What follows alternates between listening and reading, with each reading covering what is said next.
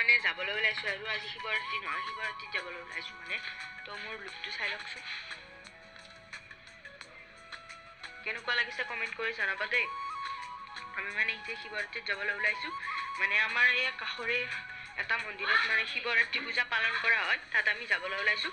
তো বলক, লেটছ গো।